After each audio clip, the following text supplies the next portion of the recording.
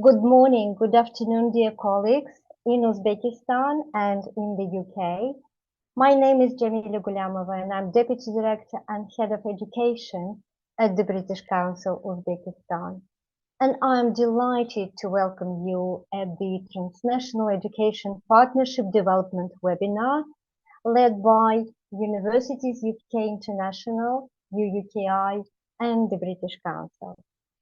This webinar is part of the series that the British Council developed in collaboration with UUKi and QAA, Quality Assurance Agency in the UK, and it will cover various aspects of Uzbekistan-UK partnership in higher education. And this series is developed in close partnership with the Ministry of Higher Education, Science and Innovation, and it responds to higher education reform priorities, to widen access to quality education and to strengthen international partnerships. And this series will lead to Uzbekistan-UK Education Forum that we are planning to run in March 2024.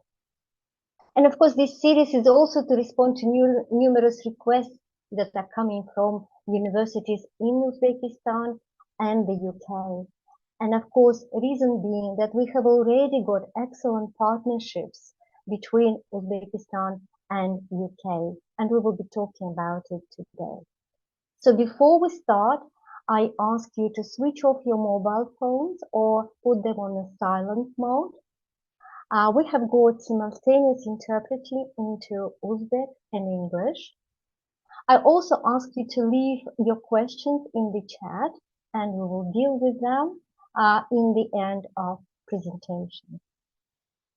So without further ado, our keynote speaker today is Joanna Westphal, Head of Transnational Education at UUKi. So over to you, Joanna. Thank you very much, Jamila. And thank you very much to our speakers who are joining us today to present on their partnerships in Uzbekistan. Thank you to Alex from UUKi behind the scenes to host this webinar and organize it. And thank you to the British Council for partnering with us to deliver this webinar. This webinar actually came about as a follow-up to the UK-Uzbek Education Forum that took place in March this year and was hosted by Westminster International University, Tashkent.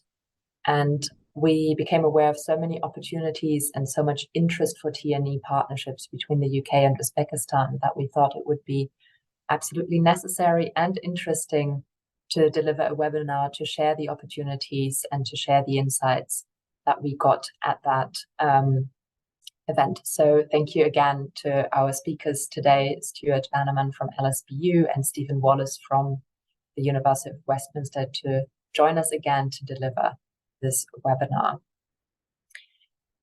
The webinar aims to cater to two audiences. We have colleagues from the UK here and we have colleagues from Uzbekistan here.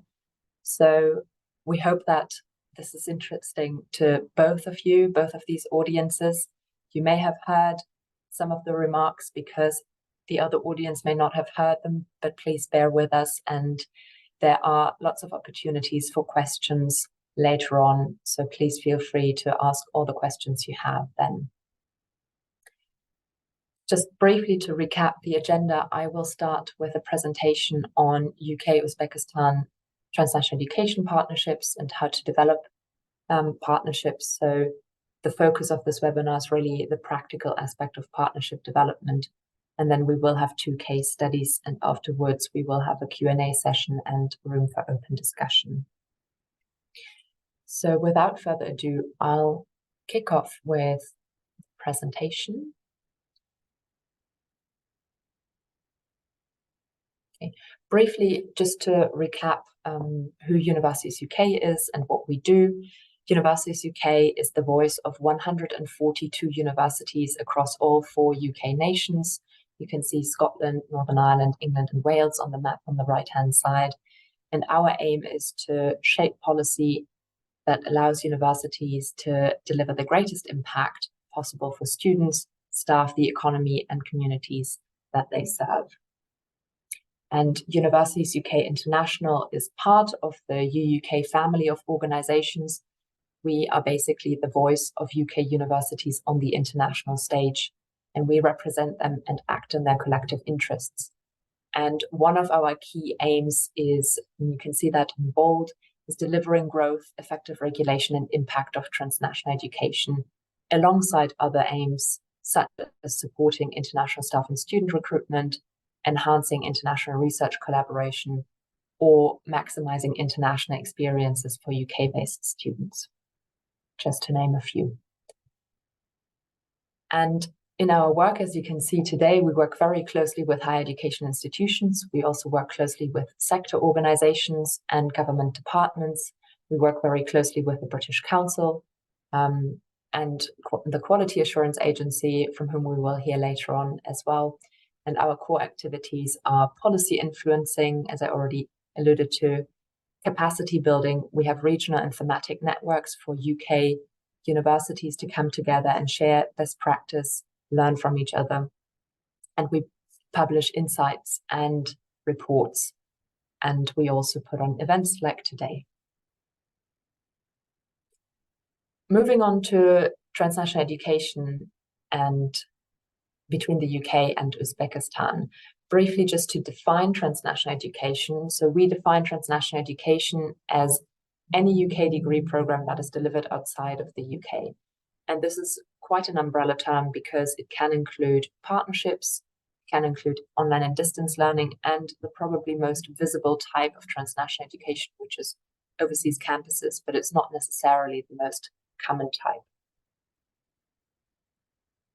In 2020, 2021, and apologies, there's always a slight lag of the data publication, so this is a slightly older number, we had over 500,000 UK TNE students studying for a degree by UK providers. So 162 universities from the UK, providers from the UK, taught TNE programs across 228 countries and territories. Most of the UK TNE students are located in Asia. That's almost 50% of all UK TNE students. And this is followed by the European Union and then the Middle East. Much smaller numbers are located in Australasia and South America. The different types of provision include, well, the most common type is actually collaborative provision. So that includes articulation agreements, joint awards, dual awards, franchising. And as I said before, overseas campuses are the type of TNE provision that everyone usually sees, but only 7% of all UK TNE students study via this type of program. Around 30% study via distance and flexible or distributed learning, and 22.6% are registered at an overseas partner organization, which includes validated programs. Sorry, I skipped one slide. And just to show you the top host countries in Asia, China is the top host country by far, but Uzbekistan is ranked 10th and has shown an increase it's ranked 9th, apologies, has shown an increase in UK TNE student numbers by over 30%. So this is reflective of the keen interest that we have. In terms of developing partnerships, the British Council did a very, very valuable insight brief and report on the benefits of UK transnational education, which showed that transnational education can address local labour market needs. It can support the knowledge transfer in quality assurance, program development and delivery. It can strengthen research capacity and also support staff development, for example, in teaching skills and curriculum design. But transnational education programs also offer a broader range of courses with high employability for students, and therefore can attract a wider range of students, including from other countries. And the courses help to enhance international networks and provide mobility opportunities in teaching and research for staff. We've heard from UK institutions in particular, but also other partners, that successful TNE partnerships rely on a variety of factors, and really depending on the partnership or the environment. But clear factors are the regulatory and legislative frameworks. They are very important for institutions on both the UK side and the partner country, host country, to understand what is possible, what can and can't be done, and what the operating environment is that they work in. Partner matching is absolutely crucial, understanding institutional capabilities on both sides and aspirations, having a clear understanding of expectations, and trusting each other are really important factors. But in addition to that, due diligence on the partner, both on the UK side, but also on the partner side, is important to understand who you're getting in a partnership with, how you're making this work, and ensuring a mutual benefit. And then, of course, communication is absolutely crucial to maintain the partnership and make it sustainable.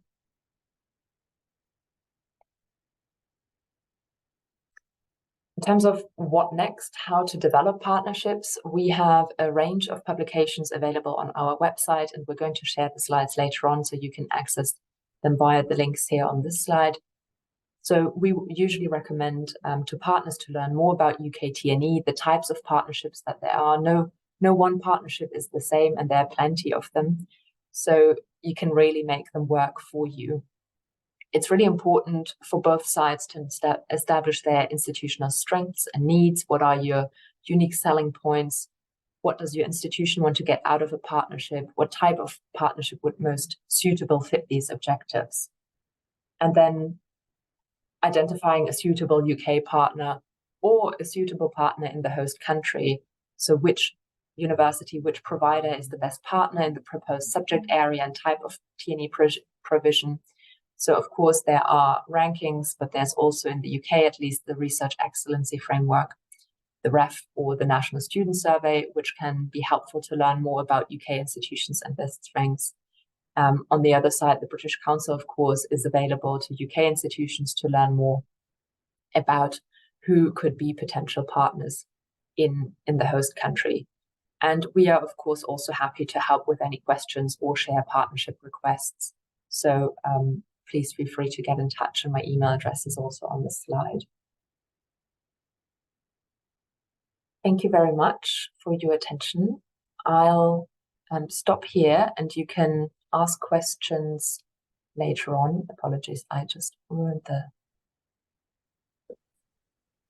presentation. Alex, please feel free to take control again of the slides, and I'll hand over to our first case study, which will be presented by Stuart Bannerman, who's Associate Pro-Vice Chancellor at London South Bank University. Thank you so much, Stuart, for joining us again, and he will present on LSBU's partnership in Uzbekistan.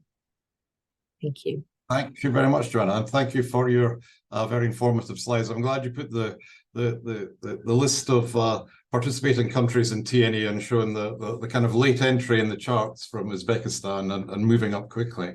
And I think we're all pleased to be participating in that.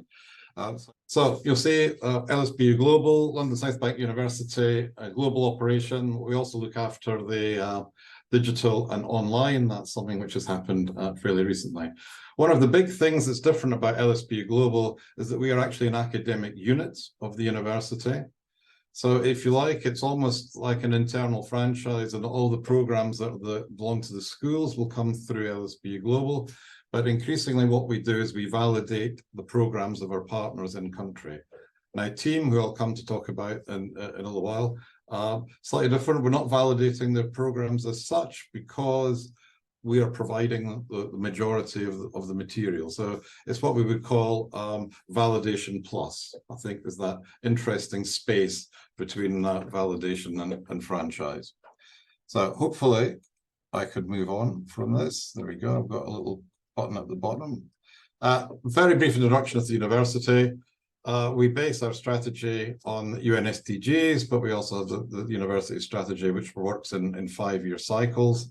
But particular of interest to global, where the pillars of access to opportunity, student success, real world impact, and fit for the future.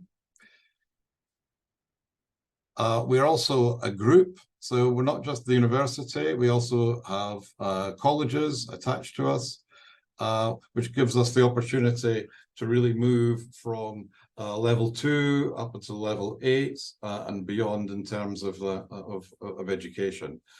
We are looking at a niche space which is around technical and professional, and we have a particularly strong focus on entrepreneurial activity. So, as you can guess from our name, we are situated in London. In fact, a bit of our campus is apparently the geographical centre of London. We have a conventional operation of, if you like, about 18,000 students who are attached to the main campus. But we have somewhere around 6,000 students in the TNE environment, the transnational education environment. A very large part of those are in Egypt, which is our biggest centre to date.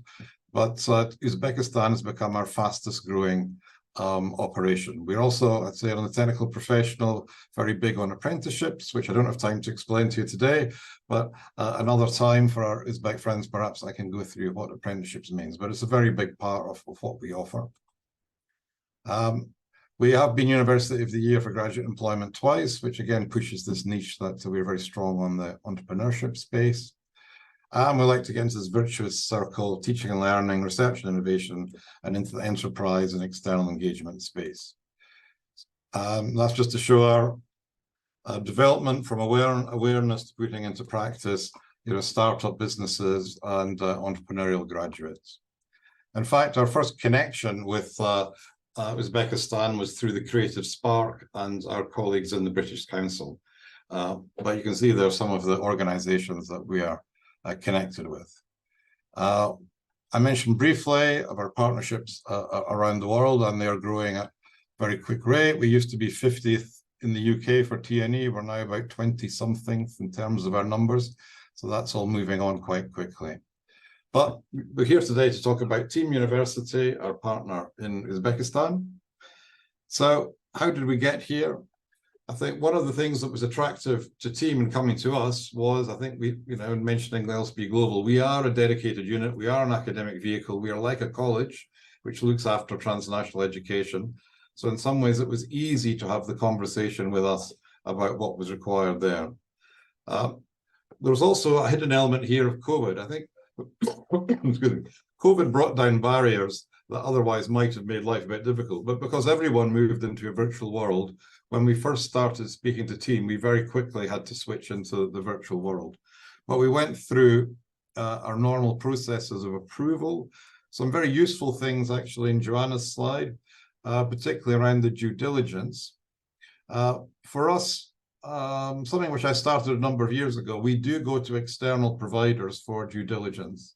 So they will look at individuals, they will look at the country, and they will produce a report, which then ends up with the Board of Governors, if you like, to see how we have conducted due diligence and to see whether we have permission to go ahead with an overseas operation or not.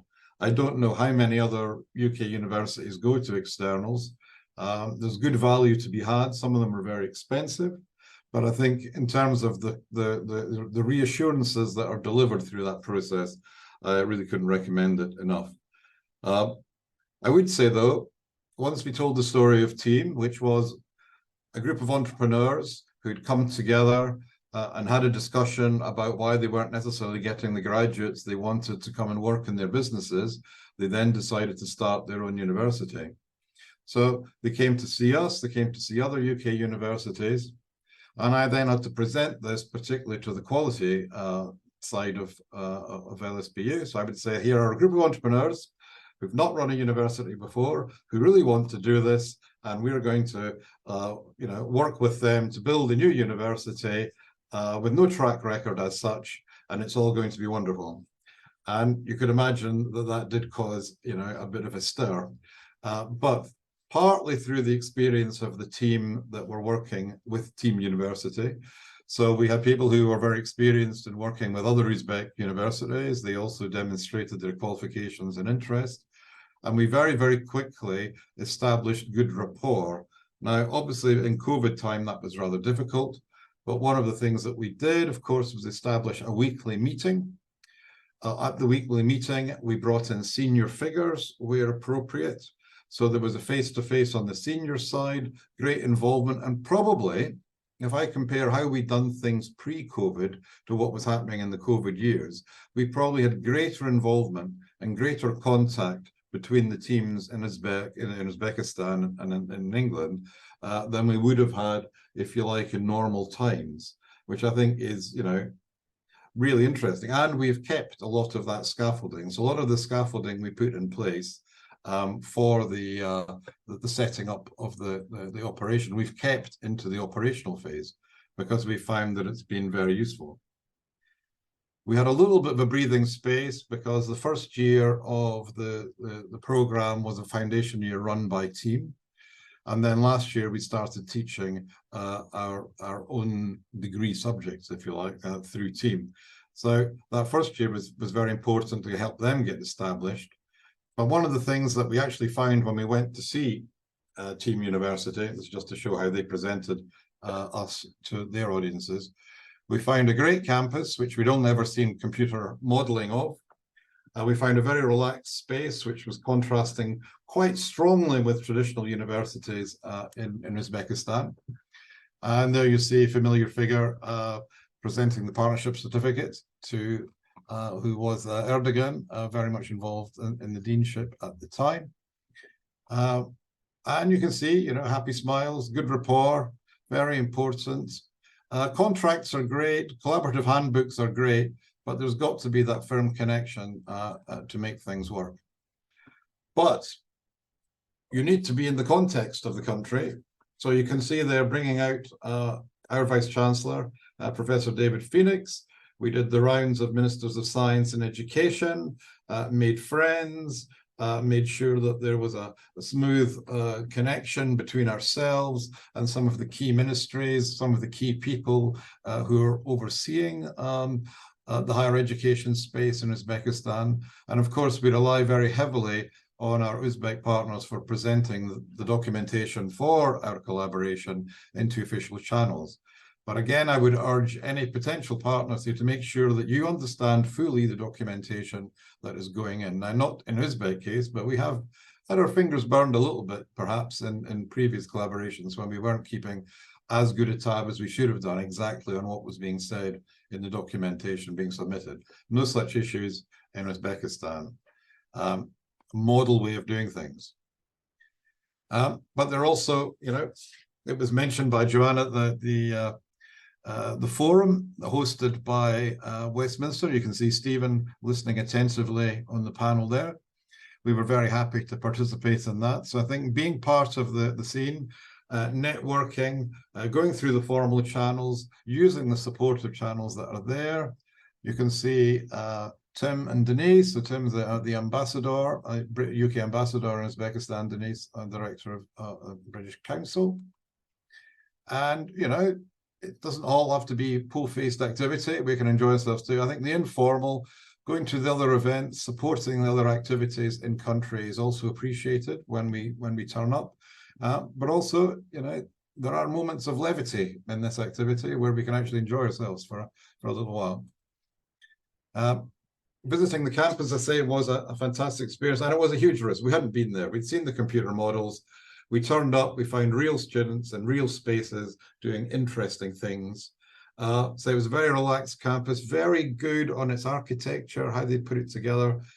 And when I sat and spoke to the students, say how many people are interested in starting their own business, because we have taken this very entrepreneurial focus in our programs. About half of the students were saying, we're already doing our own business, we've started our own business, or we're very close to setting up our own business. And this was really great to see and encourage. And there's us planting trees as well. Now, part of the values, of course, of sustainability, we want to communicate to our partners there. And the planting of the trees was a very good symbol of that. Factory visits, commercial partners, one thing we're very strong on, there has to be a very strong connection with employers. Obviously, the directors, the trustees, if you like, of team are already directly involved in the commercial world, but it's also good to be stretching out to those companies beyond the trustees too. So build up the network so that the graduates have the best possible chance of employment at the end. So I've kind of rattled through. I've got a little bit of time for questions. The text, where are we? The chat box, I think, has got some questions in it. Let me just have a look there. Oh, some of them are in Uzbek, so that's going to be interesting for me. I can certainly, how do I assess potential TNE partners in Uzbekistan? So what we were looking at, there was actually a bit of a beauty parade of UK institutions in Team's case as well, you know, as us outwardly looking. But two of the signs, I mentioned that we'd been connected to the British Council through Creative Spark, but we'd also seen an uplift in the recruitment of international students from Uzbekistan. So we thought, actually, there is something interesting there. So we were actively looking. So something which fits with the ethos of our, you know, our operations, something which was entrepreneurial, commercial, technically professional focused, and we did like the way that Team were coming across. So we're not looking at having lots and lots of partners in Uzbekistan. We're there primarily to be supporting our one partner there, and very much the strategy for me this year and for the next 5 is to increase the number of activities with our existing partners rather than creating lots of new ones. But there may well be opportunities. Now, what we've got here, can we share examples of TNE partnerships in other countries? So the British University Egypt is our major partner in Cairo. And we've actually, in terms of what we've done there, we've helped move, along with Greenwich University in London, we've moved Egypt into the top 5 of the TNE countries on that list that you've seen from the UUKi. So the 5,000 students there are very important. We started with 1 module, and that was in oil and gas, and we gradually built up to some 25 undergraduate programs and a large number of master's programs there.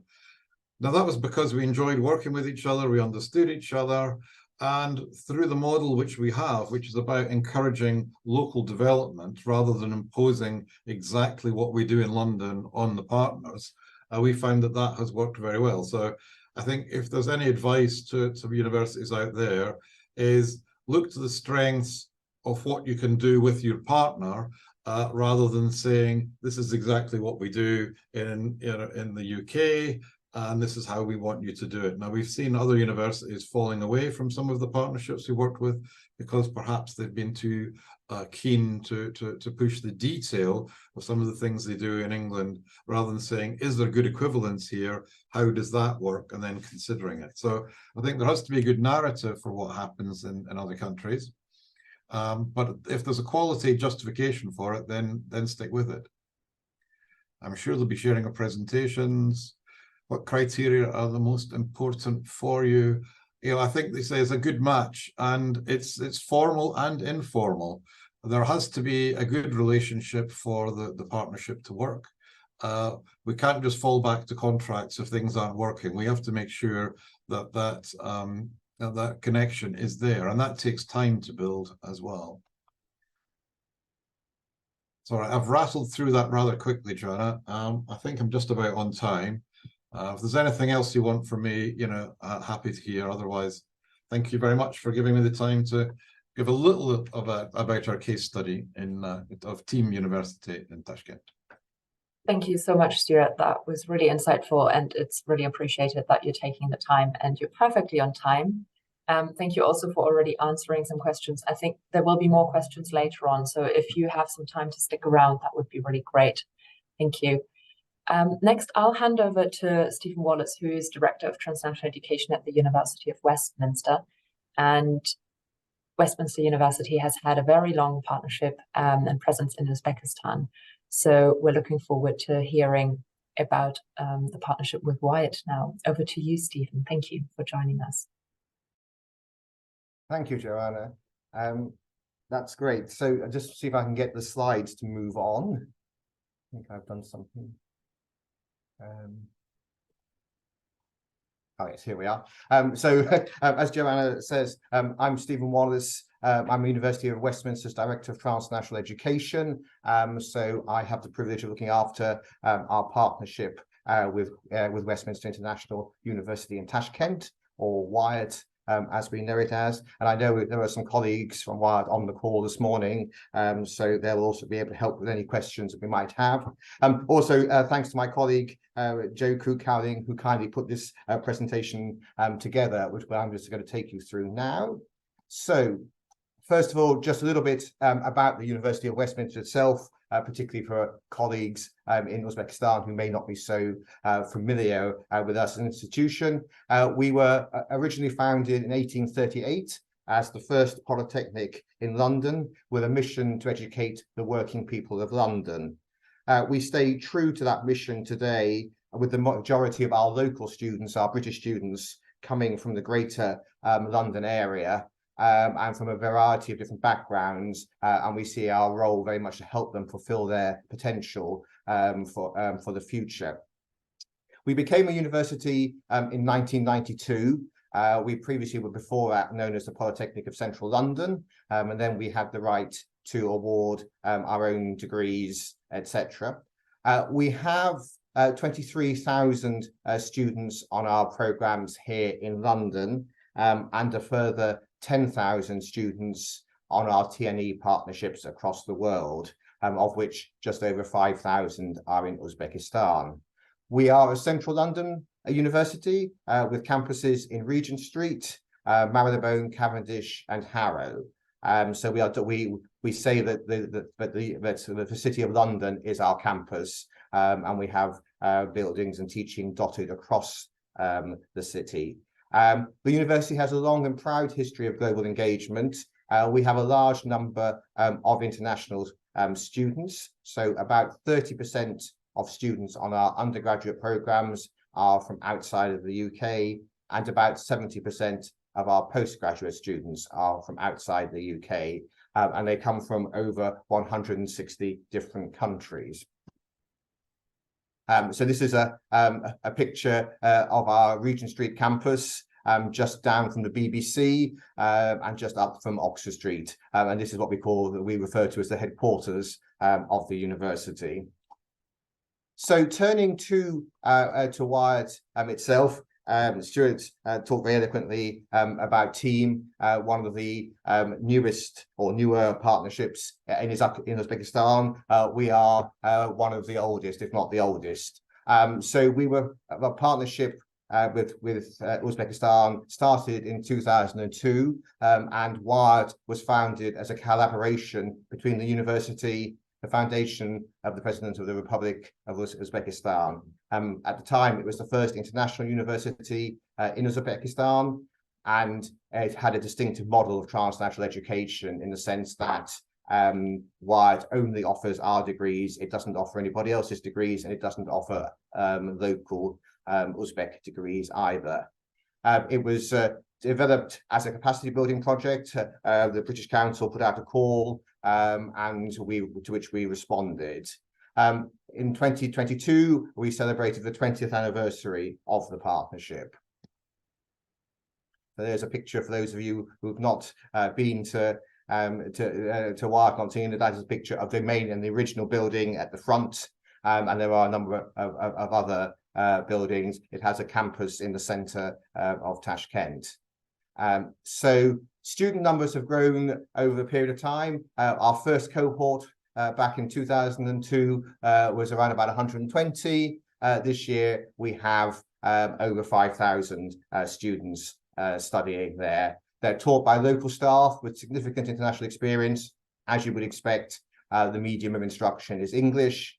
They are what we call validated programs, and that means that the learning outcomes are the same as a University of Westminster degree in the UK.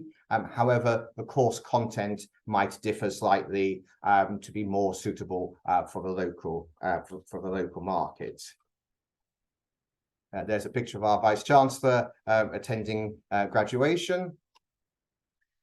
So just to give you a very quick idea of the areas that we have, we offer programs at foundation, undergraduate, and postgraduate taught level. The areas are what we have are there listed there: business, law, economics, finance, public health, and education. And as I say, all of the programs are validated and awarded by the University of Westminster. So why Uzbekistan? Well, as I mentioned before, 22 years ago, the British Council circulated a call to UK institutions asking who would be interested in participating in the project. The then Vice-Chancellor was very keen to be involved in an exciting opportunity to help develop educational opportunities for people in Uzbekistan. It was appealing because it was the first of its type in the region. There was a stringent application process, and we competed against other institutions, and were in the end successful. And the outcome was, which we see there, the front of the building, Wyatt. So what forms the basis of a successful partnership in our view? Well, you very much commitment from both sides are essential to making the partnership work, and it must very much be seen as teamwork. I think Stuart emphasised that in his presentation.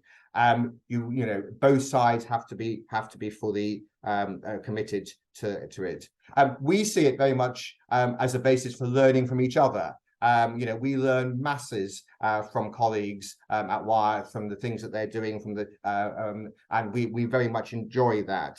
And as I say, I think that is also key to a successful partnership. You need commitment on both sides and at all levels. So our Vice-Chancellor regularly visits Uzbekistan, both to visit WIRE, but also more widely to meet with representatives of the government, etc. The rector of WIRE regularly visits us in London with colleagues, and we see it very much as a two-way exchange. What I would say is we also have dedicated resource for the partnership at the University of Westminster, led by me, which I hope is a benefit rather than a hindrance.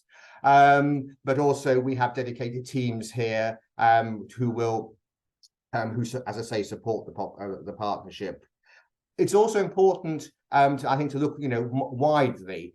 For us, it's not just an opportunity for our programs to be offered outside of the UK. It's an opportunity for us to work together in the areas of research, conferences, staff and student mobility, knowledge exchange, short courses, all of those sorts of things. So we see it very, very much as a multi-layered partnership.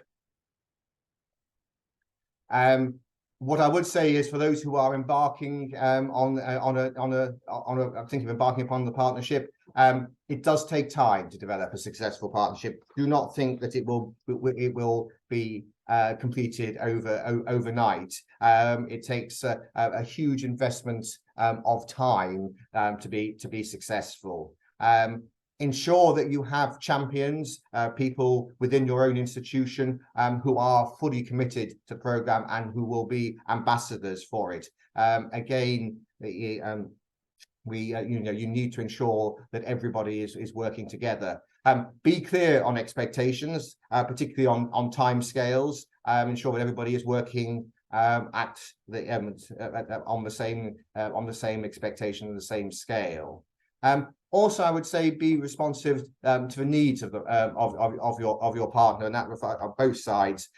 Many of the things that we have done have been in response to requests from WIRE, requests from the government, particularly in relation to programs that we offer, and keep the wider picture in view. So the final thing I just wanted to talk about very briefly was the one of the things that we've done, which is central to the partnership, and that relates around mobility. So we are always looking for opportunities for either students and colleagues to come to London, or for students and colleagues to come to WIRE. And last year we ran a summer school focusing on the SDGs, something which is key to both partners. And we arranged a summer school where 15 students from the University of Westminster travelled to Tashkent for a week and spent time with 15, well, more, but worked specifically with 15 students from Wired. It was a 3-day conference on the SDG theme alongside related visits. The students worked together cross-institutionally on projects which culminated in presentations. The idea of this was the development of employability-related skills for both parties, something that is key to what we do. And we hoped very much, and we were very pleased that the outcomes were the development of student skills, the development of our strategic partnership, and also the ability to work together around the sustainable development goals. So it was very key from that point of view, and we're looking again to see what other things that we can do in this area. This just gives you an idea of some of the things that you can do alongside a partnership. You know, so it isn't just around teaching. And I think that was all that I wanted to say. Hopefully I haven't gone over too far. No, not at all. Thank you so much, Stephen. Thank you for sharing your experience. And I'm always glad to hear when people actually confirm what is a successful partnership and what are the what are the important factors there. Thank you very much for sharing this. I think Jamelia has a few questions from the Uzbek side, so I would hand over straight to you to share those with us. Thank you very much, Joanna and Stuart and Stephen. Really, really useful presentations. And I know from my conversations with Uzbekistan partners that this information is really, really important, especially now when more universities are trying to shape new partnerships with UK institutions. So I have got a number of questions from various chats and you know, from our partners, and one of them is and maybe this is in the first place for John and then for Stephen and Stuart to chip in. What's involved in due diligence? I know Stuart mentioned that you may outsource due diligence checks, etc. But what's involved? What is being checked in the first place? So shall I have a go at this? Then Steve wants to come in. So there's a number of things. So we get, if you like, the country context. There are a number of areas, and they're looking at the threats and opportunities, stability, lots of factors around there. I mean, I can't really share a report with you, but I can give you an idea of some of the things that are in there. We do look at individuals. We look at political exposure. We look for any criminal convictions of people that we're dealing with. And some of this stuff is obviously very, very sensitive, you know, so this is not for wide distribution once we get hold of this information, but we do need to know who we're dealing with. We did have some interesting comments on a due diligence report that came back from partners who had a base in the Caribbean, because some people some people thought that the names were invented, but actually they weren't invented at all. These were real people, real names. So there's some interesting cultural interfaces between some of that information. So, but we're also looking at financial information around the operation. Now, again, that was very interesting with Team University, because we couldn't look directly at the records, the financial records of the institution, because there weren't any. But what we could look at was the financial stability of the main shareholders and directors and say, actually, yes, these are stable businesses behind this operation, and they've got a genuine interest in what they're doing. So I think that's interesting. The political exposure is an interesting one, because all vice chancellors are politically exposed, effectively. They're in the public eye. So political exposure is not a red flag. It's only a red flag if there's particular controversy attached to individuals. And look at them. Just because something is highlighted in due diligence doesn't mean to say that it's a red flag either. It means that we will have a look at it and then we'll make a decision. So all of these things really come down to a decision by as I said in my presentation, with the Board of Governors of the university. They are the final sign-off for participation elsewhere. But we do actually have a hierarchy of what decisions can be made by whom at which point. So, for example, ethical considerations are becoming much more important than they've ever been. So we need to show how that will be dealt with in the country operations. And it doesn't mean to say because there may be issues around the country that we can't go into it, but we need to be very clear about how we operate when we are in the country. And that, I think, is an interesting distinction. And one of the papers that I came across which helped set the scene of how we operate in country was to think of the TNE operations as almost like embassies themselves. We are invited guests, like the British Council or the embassy, into a country to deliver our education, and we have that space in which to operate. So it's like a little bit of the UK, in the country that we're operating in. So that gives us a little bit of room to operate in. So that is one of the ways that we respond to ethical questions particularly. So it's fairly comprehensive, and it's also, can be quite expensive, so do shop around, as I say. But I think it's a good thing to do, and you will discuss with, if you go for a third party, you will discuss with them exactly what kind of report you need, what's important to your organization, and they will tailor it accordingly. Thank you, Stuart. I don't think I necessarily have a huge amount to add to that, other than to say that, of course, Judith is a two-way thing, and we very much expect that our potential partners will be doing the same things on us, or So, but as Stuart says, it falls into sort of four broad categories. The sort of reputational, financial, also assuring ourselves that you're able to offer the program. We have the facilities and the staffing, either in place or able to get it in place. But it is obviously a very key part of the process of appointing a new partner, because there is a reputational issue for the university.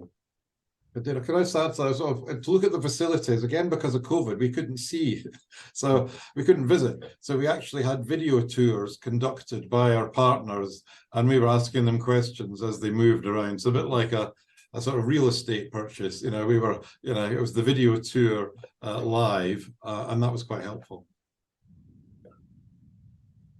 Thank you very much. The next question is around regulatory frameworks.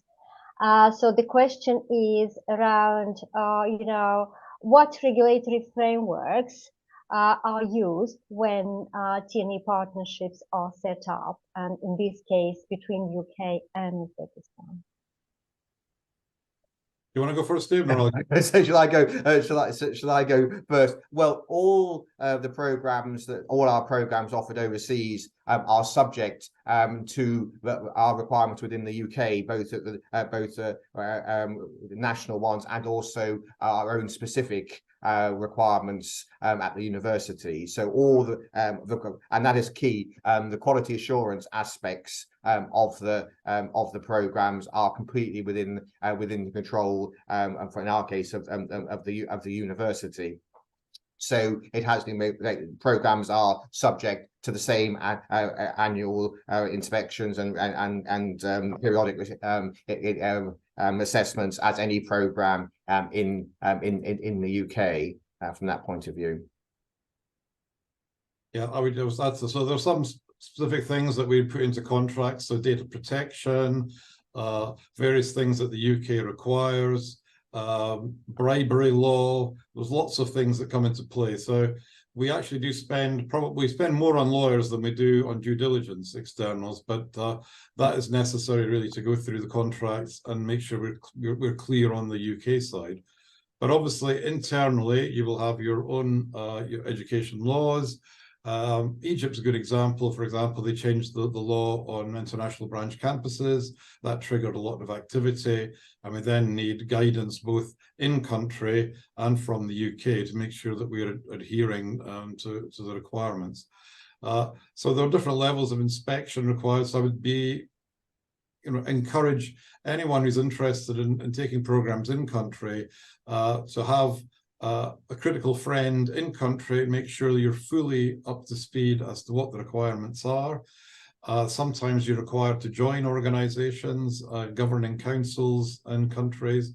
But again, your partner will be your main source of engagement with the authorities, and they will have their own views about how to conduct things. And sometimes you can get a big list of questions as well around your regulatory framework. And sometimes you don't necessarily have to agree with what's coming out. You need to give a good argument as to why you're doing it the way that you're doing it.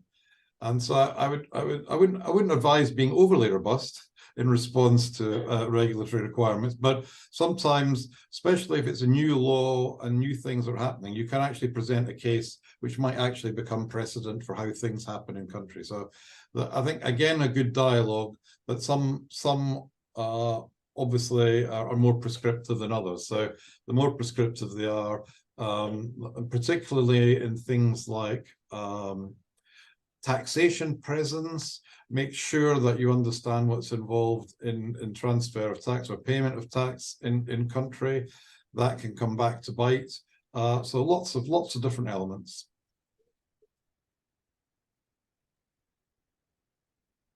Thank you very much. There is a number of questions around student and staff exchange as possibly as a step towards transnational education. Anything you want to say here to universities in Uzbekistan? Shall I take this one first, Stuart, and then you can chip in? Yes, I mean, I think, as I said in the presentation, for us, the partnership is very multi-layered, and the opportunities for staff and student mobility is key to us as part of the partnership. Where we regularly have our students go to Wired for various activities, and vice versa, but equally importantly, colleagues who go to learn from colleagues at Wired and vice versa. So I would say that anybody who was thinking of setting up a partnership, that opportunity should be a key part of it. So from that point of view, and our students go for relatively short periods, a week or so. Some go for longer, but the opportunities are certainly there, and there's much that can be to learn. I think that's absolutely right. I think there are probably greater opportunities for such things happening as a result of a formal collaboration, rather than trying to build the formal collaboration through staff-student exchange. For example, we have linked tutors. So these are lecturers, these are professors who will go out to Tashkent to see what's happening, to engage with the staff and the students. So it's good activity from our point of view in seeing our staff going out there, and the students and staff like to see them coming as well. So these are these formal things, but then we have these multi-layered spaces as Stephen's described. So articulation, make sure that your programs are aligned so that articulation is possible, that students can come and join some of that program or finish their program in the UK. I think that's always helpful.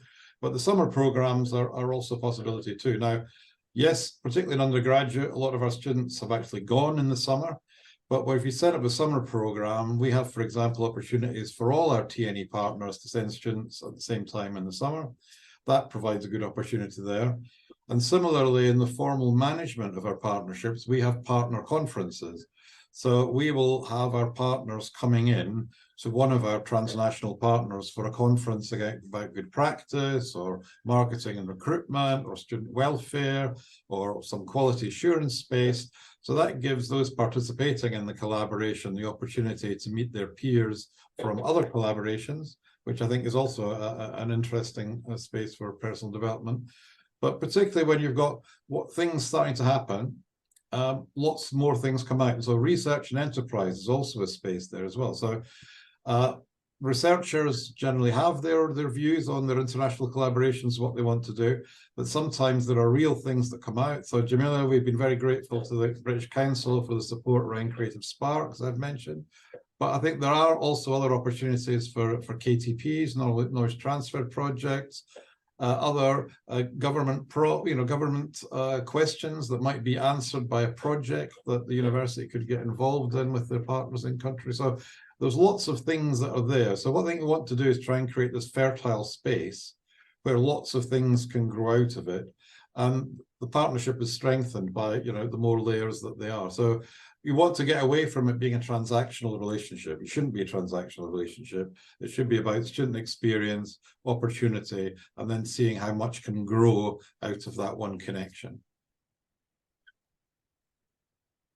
Thank you, Stuart and Stephen. Jamilia, did you have any more questions? I picked up a few also from the UK side. Yeah, well, you can cover those in the chat, and then I will add a few. Yeah.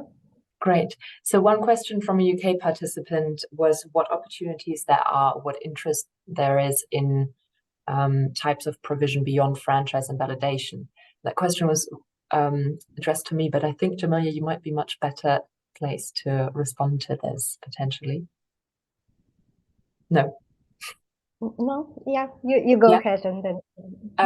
I honestly have to say, I'm not an expert on Uzbekistan, so I'm not quite sure what the interest is for different types of provision. So I would just hand over to you, Jamilia, to take this question. Yeah, I think there was a second question as well, but just to understand what are the models of TNE that exist in the world, and whether, for example, campus model is popular, or so what are preferred models for UK universities when it comes to TNE? Maybe that is the question that people want to get answers to.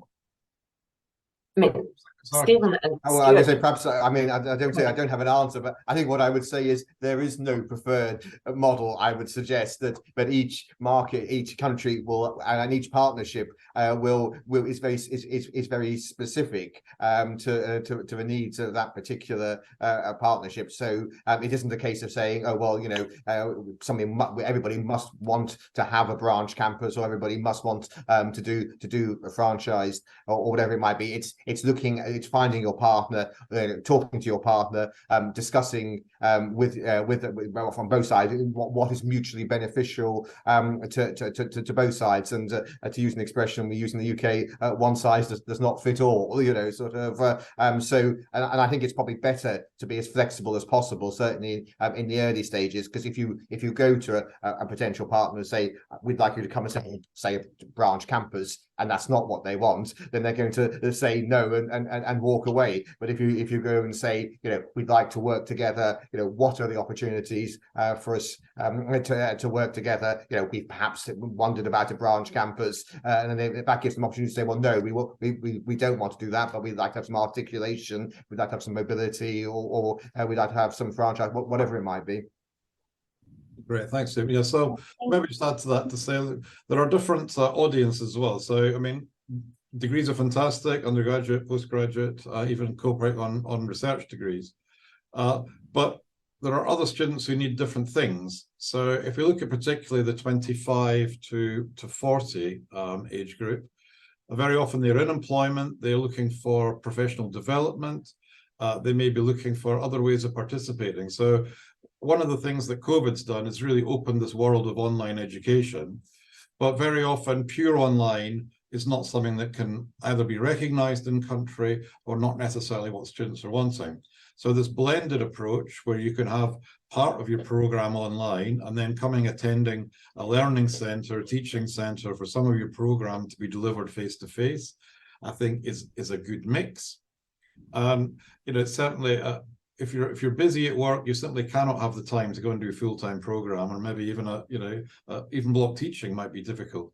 So we've found that we've now got many hundred online students now with SBU Global. We had none a year ago, And this is a very different group of people. So you have those that are hitting ceilings in employment that they cannot get past. They can't get into management level, they can't get into supervisory level, or they can't move into areas because they missed out, possibly because some things weren't taught at school when they were students. So there's lots of opportunities there. So what we're now talking about, stackable qualifications. So you might only want to do a module or a certificate and then come back later and add to that. So I think there's lots of interesting, innovative ways that students will be participating in education, already now, but more in the future. And staying with a provider maybe for a number of years, picking up more qualifications along the way. I think that would be ideal. And then using the partner space as their home base, and they would be dipping into it from time to time. So yeah, I think it's a really exciting time, lots of new things happening. And it may even be, actually, so here's a plug for the UUKi conference on the 6th of December. Lots of things coming through there. We'll be looking at what is the future of higher education, transnational education, how we are bringing things to and delivered in different ways, because it's very, very expensive to have lots of staff on the ground, full-time, in buildings. So we're having to be, I think, quite creative in how we do things now. Just to add on the preferred models, I think what's really important for UK universities is also to just establish, first of all, what are we capable to deliver? What fits with our strategy? What type of provision are we willing and want to deliver that fits with our strategy, our goals for transnational education? And rather than making that fully dependent on what is in demand, because that makes the partnership much more successful in the long run if it works for the UK institution. Same for the Uzbek institution or any other partner in the world, what works for them. And maybe the partner isn't in that country, maybe it's elsewhere, but I think that starting with yourself and understanding what your abilities are, capabilities are, what your strategy is, how you want the TNE partnership to align with your institutional objectives is really the key to a successful partnership.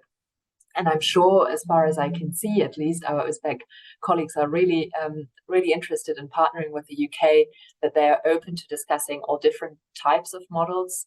I'm sure that there's also not a full awareness of all the different types of partnerships that there are. So I'm pretty sure that there is a willingness to discuss those. And I just wanted to flag that I've seen a lot of institutions from the Uzbek side pointing out where they are from and the names of their institutions. So I would encourage UK participants to look into those institutions, maybe even contact them directly in the chat box, because I can see some Uzbek colleagues are pointing out that they're interested in partnerships in technology and engineering, or economics and finance, particularly teacher training. So this is actually a great opportunity to potentially start some initial discussions if you would like, and see where they go and if there is a mutual interest and overlap for a potential partnership.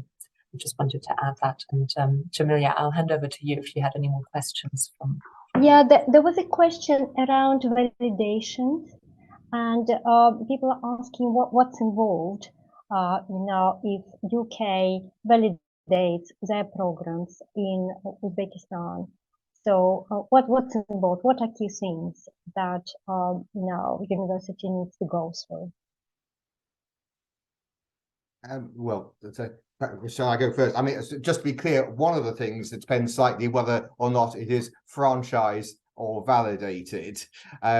So just to be to explain the difference for colleagues' benefit, franchise is where the program is identical to the program which is offered at the home institution, and therefore in those circumstances the requirements are different. If it's a validated program, which is a more common program, a possibility, then as I say, the learning outcomes are the equivalent of the home university's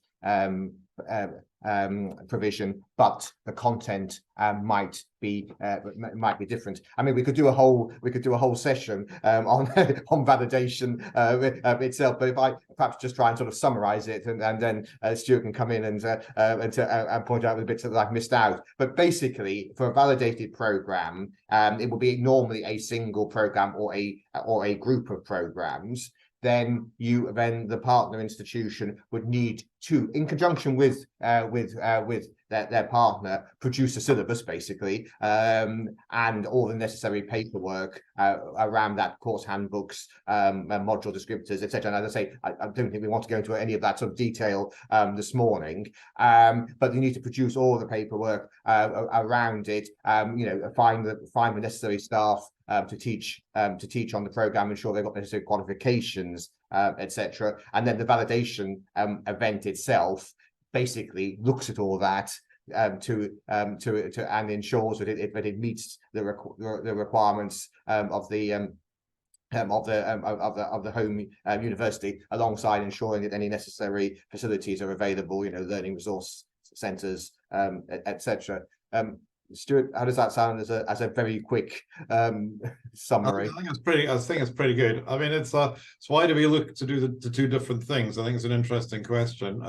I did mention validation plus as well. So the intention may be to do validation with a partner who doesn't actually have the wherewithal to say, here's the programs we have yet. So you might, in a development contract with a new partner, say, right, we'll provide you with a kind of starter pack, if you like, of curriculum, but the intention is that you will then develop in a slightly different way and make it locally relevant. So one of the challenges with franchising is you've essentially got to have an internationalized curriculum in such a way that it works wherever it's being delivered. And that might not be so easy to do. In some things it is. Statistics, it's probably fairly easy to do, but there are other areas that might be more challenging. So the other aspect of that franchise, if we change anything back in the UK, we've then got to go and have it changed out where it's being delivered. And the partner may like the way it was and not want to change it, or it may be more difficult for them to follow through changes. So I think in some ways, let's say an online curriculum lends itself much more to franchise, because you say, well, it's developed, it's online, the students do it, it's there. When you're asking your local teachers, your partner, to be doing the delivery, they will have their ideas about how to reach their learning outcomes, how they want to do it, the local examples they want to put in place. And if you like, the most telling aspect of franchise, if the university who is partnering with the enterprise in Uzbekistan, for example, if they pull out, their programs go too. So think about franchise. If the franchise ends, the programs do not belong to the partner in country. Whereas in a validation situation, you're still valid. They could then look for another validating partner if, for any reason, that the initial partner decided not to participate. So there are advantages and disadvantages in both areas. But as it seems that we could probably spend all day going through the detail of it. So which has more room, which has less risk? Actually, there's quite a lot of risk in both of them, but it's perhaps a different kind of risk, or a slight variation in the risk. Thank you very much. There is also a question around risks for TNE establishment in this region. So do you have some maybe top-level risks that you are aware of, and what are the ways to mitigate those? Well, I would say some of the risks are similar to what we have in the UK. We have, changes of government policy. So let's say, for example, that we set up a comprehensive online university, and then the government might say, actually, we're not going to recognise online learning, something like that. So there's shifts in policy. That's always a risk, but I say it's just as big a risk in the UK as it is overseas in TNE. Economic circumstances, you may build your model around a particular set of circumstances. We have seen, for example, in Cairo over the last year, the currency in Egypt devalued dramatically. So is your program resilient enough to withstand big currency fluctuations, for example?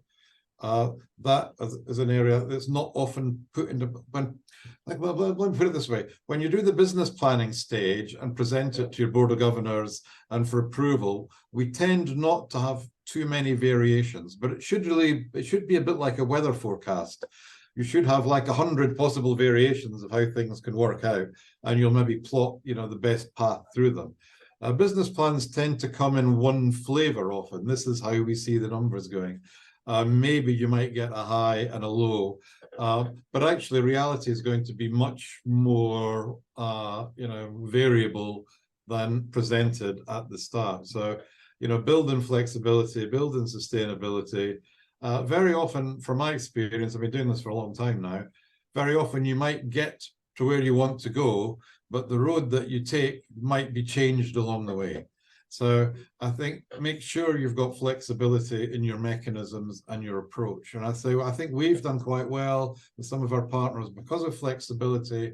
I've seen other universities not being quite so flexible and having issues around that. And yeah, finally, personnel changes within the UK university can be a big risk too. We've seen that happening, but maybe that's a topic for another day. I could talk about that some other time. Yes, I mean, I think you've covered all of those, Stuart. I was waiting to see what you said about the change of personnel, because I think that can be key, particularly if it's a small partnership. Don't be reliant on any one or two people on either side, because if they decide to do something else, then that can be a risk. If you've got a larger partnership and obviously more people involved, there's less likelihood of that. Yeah. There's maybe just one thing I'll say about risk as well, which is very often the financial, if the partner is often the one with the purse strings, and maybe an expectation as well that if they want to change direction, they can move that. Now, some things are possible, but one of the things that's very big in our contracts these days is student protection plan.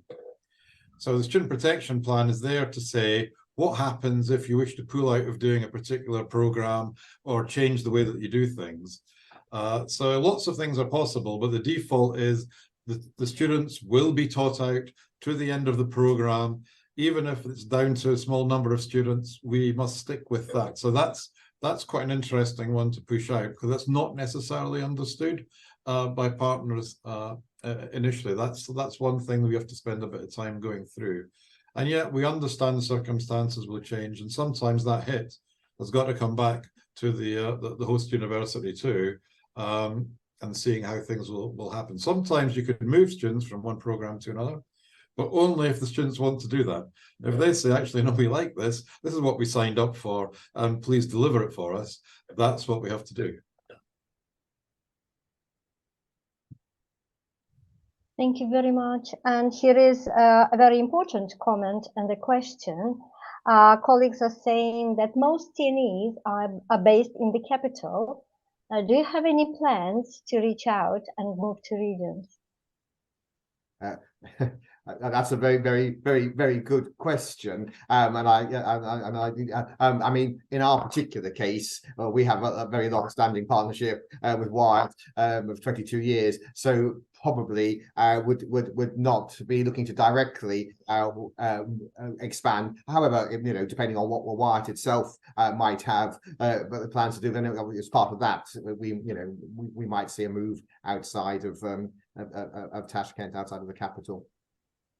Yeah, I mean, I think that's a starting point. It depends on the resources of the partnership, but early on, actually, in our partnership discussions, we did look at what the multiple centres look like, where would they be, what's the room for expansion, because yes, this is good. We can't all just pile into Tashkent, and are we cannibalising the market, or is there a big market that needs to be supplied? I mean, these are questions there.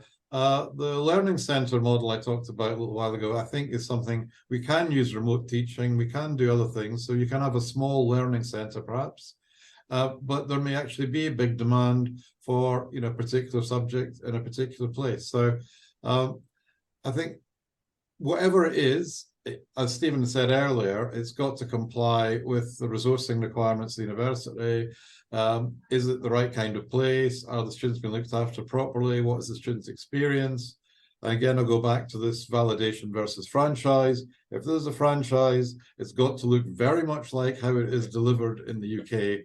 Otherwise, we would fall foul of inspections. And we're not quite sure where OFS is going, for example. That's the Office for Students in the UK, but they are very interested in looking at TNE. So once it becomes a bit clearer what they're looking for, we'll have to make sure that whatever we do, wherever we are, we are compliant with the, you know, whatever is laid down for us by OFS. But yeah, multiple centres possible, but we just need to think about, are they acceptable also to the regulation in country as well as the requirements from the UK side.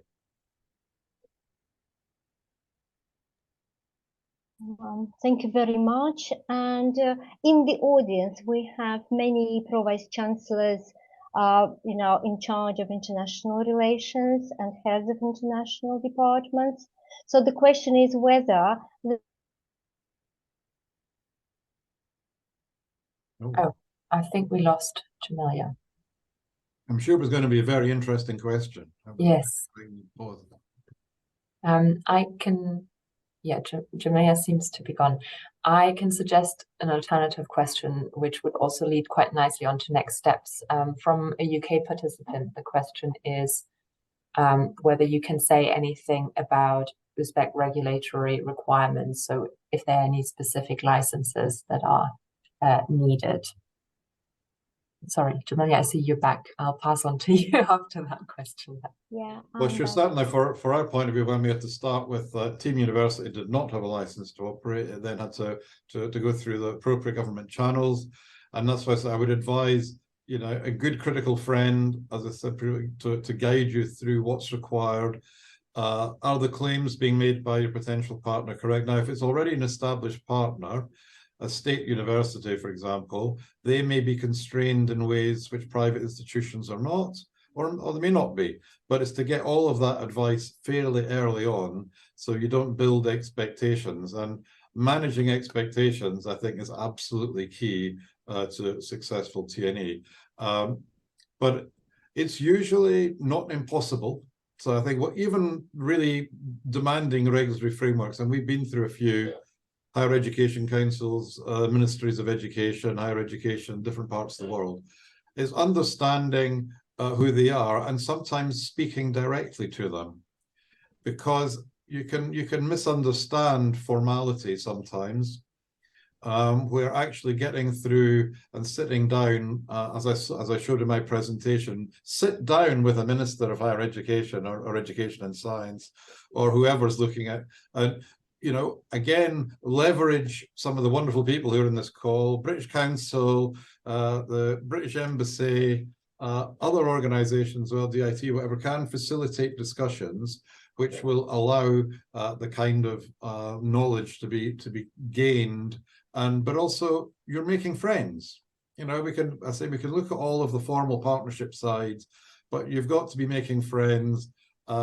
Be comfortable with what you're doing, because actually you may decide in the process yourselves, if you're a UK institution, that maybe this isn't the right fit.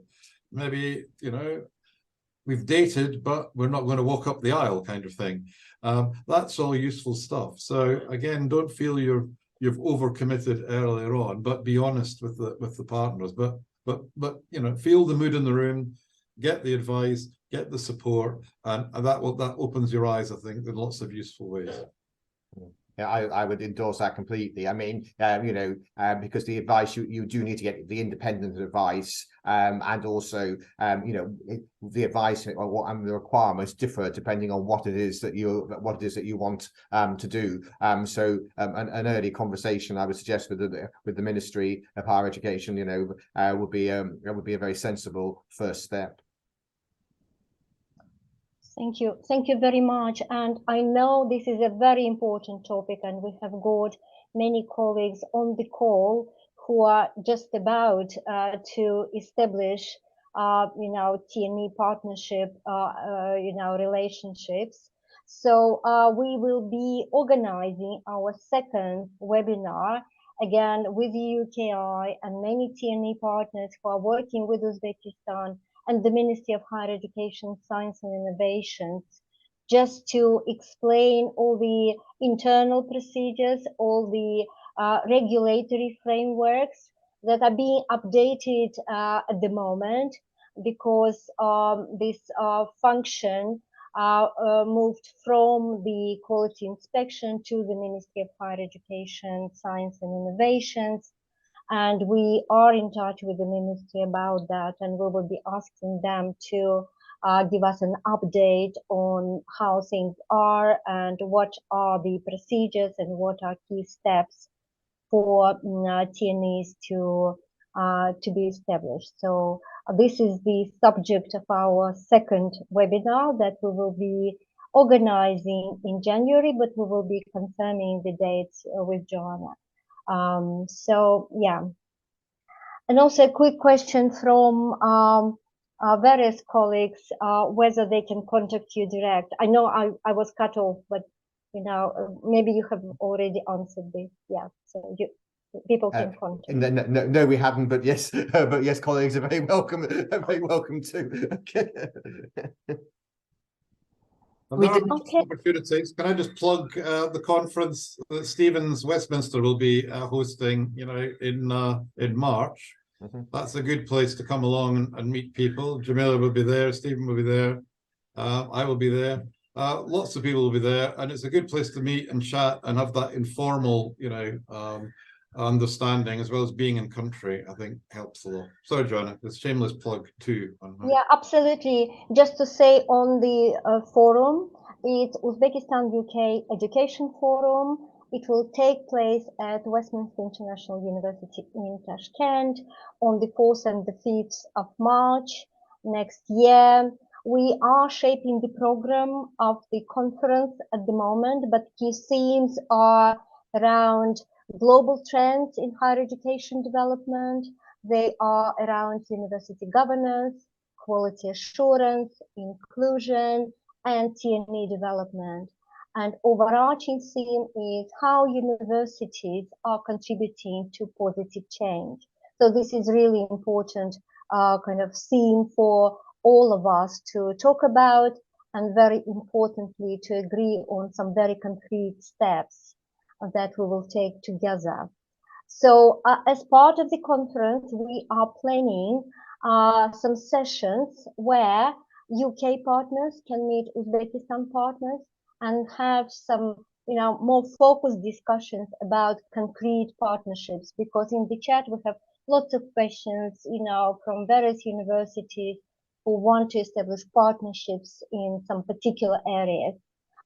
It's arts, it's engineering, it's agriculture, and many other areas. So that will be an opportunity to have a very focused discussions with partners. So over to you, Joanna. Thank you, Jamila. Before we draw to a close, I just wanted to introduce Shannon Stowers from the Quality Assurance Agency to briefly highlight what will be covered in QAA's upcoming webinar on Uzbekistan, with a particular interest probably for the UK audience. So over to you, Shannon, and Alex is putting up your slide. Thank you so much. Yeah, so hi, I'm Shannon. I'm International Relations Manager at QAA, which is the UK's quality assurance agency for higher education. So yeah, thanks so much to UKI and British Council for today's webinar. It's been really interesting and insightful. So I just wanted to direct UK colleagues particularly to a couple of upcoming things that might be of interest to you. So firstly, we have a country report on Uzbekistan that's due to be published next month, and that will provide a bit of a deeper dive into lots of the things that we spoke about today, so about the higher education landscape in Uzbekistan. It provides a really good overview of the country. We'll look at quality assurance and transnational education in more detail, and as Jamila said, a lot of the regulatory side of things are still in flux at the moment, so we will aim to kind of update this report as well as things are confirmed and as things develop, and then that will be followed by a webinar which will hopefully take place in January, which again will provide a bit more of a deeper dive into a lot of these topics that we talked about today, so looking at that kind of regulatory and quality assurance side of things. But yeah, that's all from me. But if you've got any questions, my email's on the slide, so please do drop me a line. Thank you. Thank you so much, Shannon.